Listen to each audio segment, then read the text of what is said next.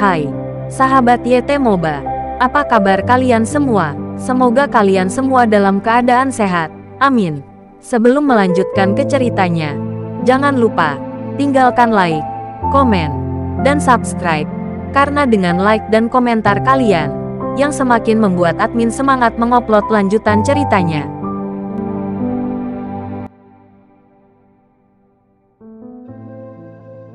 Episode 435. Kisah Ariel, anak bos besar yang berpura-pura culun. Setelah bos yang kaget kembali ke akal sehatnya, dia berdiri dengan bersemangat dan bertanya kepada Nagita, "Apakah kamu tidak bercanda? Imam benar-benar ingin datang ke perusahaan kita." "Bos, dia mengatakan ini kepada saya sendiri. Tentu saja tidak ada kepalsuan," kata Nagita. Bos berjalan ke Nagita dengan penuh semangat, memegang tangan Nagita tanpa sadar, dan berkata dengan penuh semangat, "Nagita, jika perusahaan benar-benar dapat bekerja sama dengan LKK Technoscience, Anda akan menjadi kontributor yang hebat bagi perusahaan. Di masa depan, aku tidak akan pernah memperlakukanmu dengan buruk." Melihat sikap bos terhadap Nagita, Yelsi menggertakkan giginya. Dia mengatur masalah ini dengan harapan Nagita akan mengundurkan diri secara sukarela jika dia tidak dapat menyelesaikan tugas ini. Dia tidak mengharapkannya untuk melakukannya, bahkan lebih dihargai oleh bos karena hal ini. Yelsi memiliki pengetahuan diri. Dia tahu di mata bos, dia tidak memiliki cara untuk membandingkan dengan minat, apalagi minat yang begitu besar.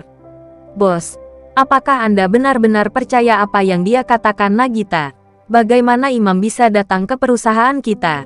Yelsi berkata kepada bosnya. Dia masih merasa bahwa Nagita berbohong. Bahkan jika dia tidak bisa memikirkan alasan apapun bagi Nagita untuk berbohong, dia tidak mau percaya bahwa Nagita bisa melakukan ini. Mungkin juga dapat dikatakan bahwa Yelsi tidak berani menghadapi kenyataan di depannya, karena dia tidak dapat menerima bahwa pendatang baru seperti Nagita akan membanjirinya di perusahaan di masa depan. Bos memelototi Yelsi. Dia tidak berpikir Nagita berbohong, dan dia tidak ingin Nagita berbohong, karena ini adalah titik balik bagi perkembangan perusahaan. Jika dia bisa bekerja sama dengan LKK Technoscience, itu mungkin menjadi saat ketika dia mencapai puncak hidupnya. "Yelsi, kamu sebaiknya bersikap sopan kepada Nagita mulai sekarang. Dia adalah pahlawan perusahaan kita sekarang. Jika kamu berani mempersulitnya lagi, jangan salahkan aku karena bersikap kasar padamu," kata bos dengan tajam kepada Yelsi. Yelsi sangat tidak mau, tetapi di depan uang, dia seperti tumpukan besi tua, dan kecantikannya tidak cukup untuk menggoda bos untuk mematuhinya. "Saya mengerti, Nagita. Duduk dulu dan ceritakan apa yang terjadi." Sikap bos terhadap Nagita berubah 180 derajat. Melihat adegan ini, Nagita tahu bahwa statusnya di perusahaan pasti akan turun banyak di masa depan. Dan satu-satunya kesempatan untuk mempertahankan statusnya adalah mencegah Imam muncul besok. Untungnya, dia memiliki mantan rekan kerja yang sekarang bekerja di LKK Technoscience. Jadi dia bisa menanyakan situasinya. Setelah meninggalkan kantor, Yelsi berjalan ke pintu keluar, mengeluarkan telepon, dan mencari nama Sally. Sebelum Yelsi bekerja di perusahaan ini, dia adalah rekan kerja dengan Sally di perusahaan lain. Meskipun hubungan antara keduanya tidak terlalu baik, itu dianggap sebagai takdir, dan tidak ada hubungan buruk di antara mereka. Dia tampaknya menjadi tidak bertanggung jawab dari masalah apapun. "Yelsi, kenapa kamu ingat untuk meneleponku?" Sally tampak terkejut ketika menerima telepon Yelsi, karena setelah dia pergi, keduanya tidak pernah menghubungi lagi. "Bagaimana pekerjaanmu saat ini? Perawatan di LKK Technoscience pasti sangat bagus," Yelsi bertanya sambil tersenyum. Mereka berdua memulai rutinitas harian mereka dan berbicara banyak omong kosong. Mereka tidak bertanya langsung sampai Sally menjadi tidak sabar. "Jika Anda ada hubungannya dengan saya, katakan saja langsung. Jangan bertele-tele. Saya ingin bertanya, apakah besok bosmu Imam memiliki pengaturan khusus?" tanya Yelsi. "Bos Imam akan mengunjungi perusahaan besok, dan saya baru saja menerima pemberitahuan bahwa saya akan pergi juga. Ada apa?" Sally bertanya dengan rasa ingin tahu. "Perusahaan yang dia tuju adalah perusahaan saya saat ini. Dapatkah Anda membantu saya menemukan cara agar imam membatalkan perjalanan ini? Kata Yelsi. Ketika Sally ditemani oleh nama imam, dia senang untuk sementara waktu. Bagaimanapun, dia adalah pendatang baru, dan sangat jarang mendapatkan kesempatan seperti itu. Dan itu juga merupakan kesempatan untuk memiliki hubungan yang baik dengan imam. Ayolah, bagaimana kamu bisa berharap imam dapat membatalkannya? Yelsi, ini adalah kesempatan bagus bagi perusahaan Anda untuk bekerja sama dengan LKK Technoscience. Mengapa Anda ingin membatalkannya? Tanya Sally bingung. Saya tidak bisa menjelaskan ini untuk sementara waktu. Jika Anda dapat membantu saya dengan ini, saya akan membantu Anda memecahkan hal-hal yang merepotkan di masa depan. Bagaimana dengan itu? Selama imam tidak muncul, Yelsi bisa menginjak Nagita lagi. Jadi dia menaruh semua harapannya pada Sally. Persahabatan Sally dan Sally tidak begitu baik sehingga dia akan melakukan ini.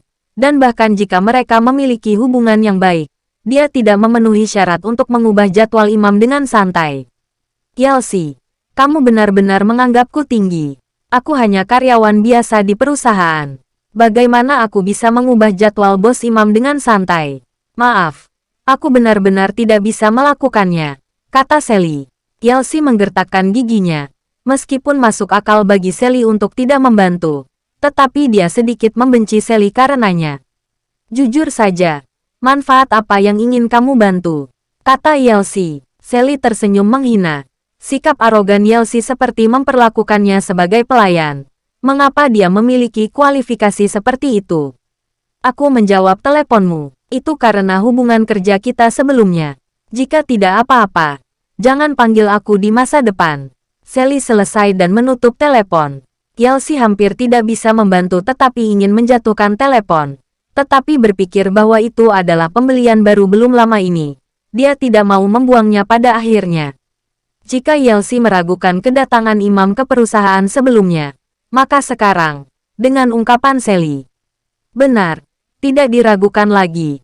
Jadi dia tahu bahwa begitu besok tiba, statusnya di perusahaan tidak akan sebaik Nagita. Bahkan kalau pekerjaannya di tempat tidur sudah tidak bagus lagi, percuma melayani bos dengan nyaman. Di bawah ukuran prospek pengembangan perusahaan, sangat tidak mungkin bagi bos untuk membuat Nagita tidak bahagia karena dia. Nagita, aku tidak akan pernah membiarkanmu berhasil. Tidak peduli apa, imam tidak bisa muncul di perusahaan besok, kata Yelsi dengan gigi terkatup. Kembali ke pekerjaannya, Yelsi mulai berpikir. Mencari cara untuk mencegah imam muncul di perusahaan besok. Tidak butuh waktu lama, bos berjalan ke arah Yelsi dengan marah, dengan niat membunuh yang kuat di matanya. Bos, apakah ada yang ingin Anda pesan? Yelsi berkata kepada bosnya dengan bingung. Bos menamparkan wajah Yelsi dan tidak basa-basi. Yelsi menutupi wajahnya. Dia tampak seperti dia tidak tahu mengapa. Dengan air mata di matanya menunjukkan gerakan yang sangat lemah. Dan berkata, "Bos, untuk apa Anda memukuli saya? Apakah saya melakukan kesalahan?" Bos mengeluarkan telepon yang sedang diputar rekaman dan melemparkannya ke meja Yelsi. Rekaman itu persis seperti yang dia panggil dari pintu. Kata-katanya dengan jelas menyatakan bahwa dia ingin menghentikan imam datang ke perusahaan. Pantas saja bosnya sangat marah. Yelsi sedang menunggu kesempatan untuk menghancurkan peluang bagus yang akhirnya berhasil. Siapa? Siapa yang mengambil rekaman itu? Seluruh keluargamu bisa mati. Yelsi meraung marah. Bos tahu tentang hal semacam ini. Dan akhirnya bisa dibayangkan. Bos memandang Yelsi dengan ekspresi dingin dan berkata, "Yelsi, saya tidak mengharapkan Anda melakukan sesuatu yang berbahaya bagi perusahaan untuk keuntunganmu sendiri.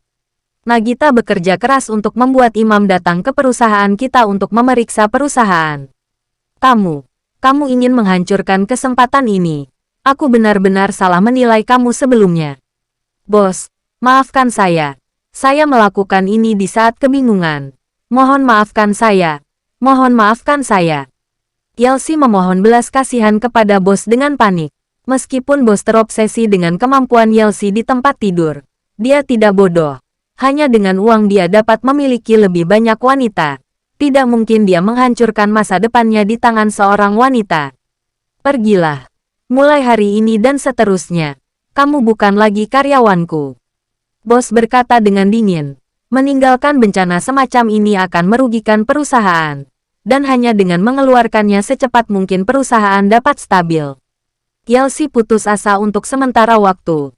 Dan akhirnya terhubung dengan bosnya. Dia tidak bisa berbuat apa-apa di perusahaan. Hanya membayar gajinya setiap bulan. Dan sering menerima hadiah yang lebih mahal. Yang sangat cocok untuk Yelsi dalam hidup. Bagaimanapun juga, dia bukan tipe wanita yang sangat cantik, dan dia beruntung memiliki kehidupan seperti itu. Tapi sekarang, semua ini menjadi sia-sia. Bersambung.